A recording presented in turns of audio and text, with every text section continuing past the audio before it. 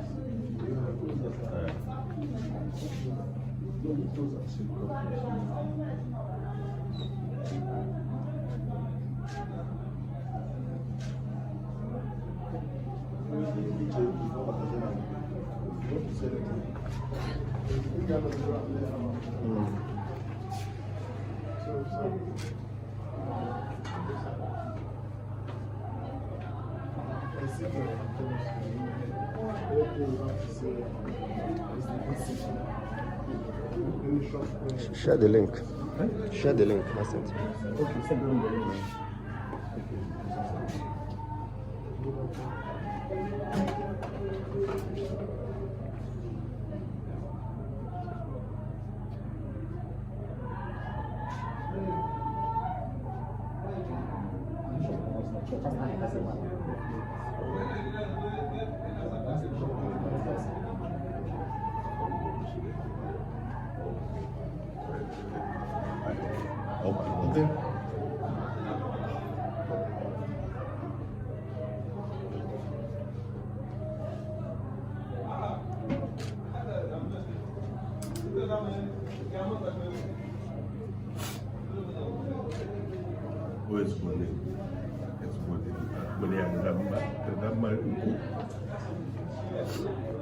Mana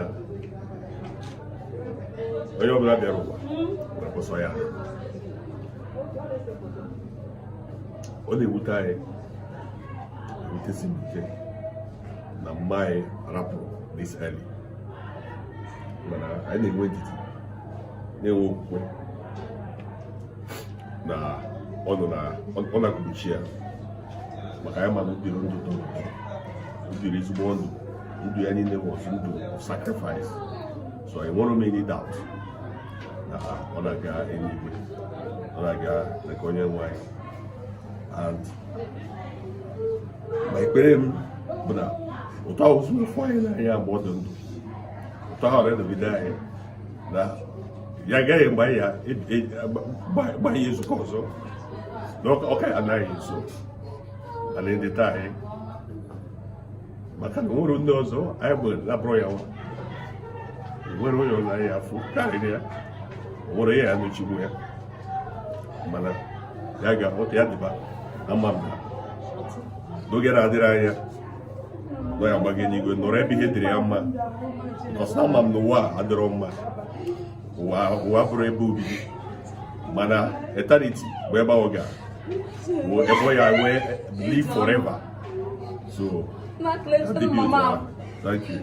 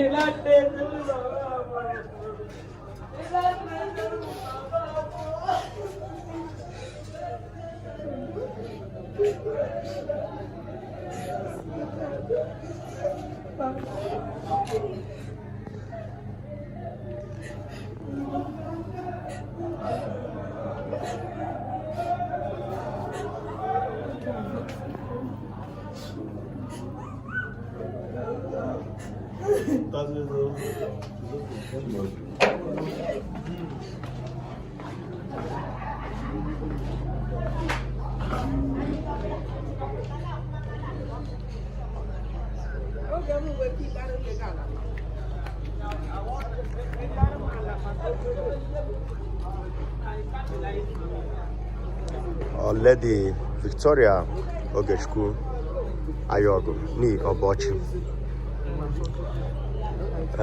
Ihe a na-eme kịta bụ ka ejeme eje leteme ndị mmadụ na-ejeme ejekpo na-ejiri ejere na St. Paul's bụ anyị anọ ka na n'ụka azụ akakwa onye n'ụka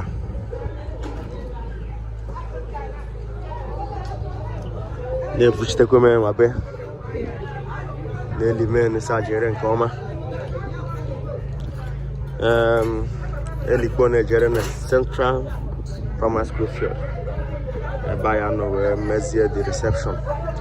Anyị na-asị gị na ị na-esonye na mbi na-esonye na na-agwa anyị mbi shi esonye na agwa anyị mbi nọ na-eshe vidiyo ka ndị ọzọ na-ajọịn na-asị unu dị ejeleke.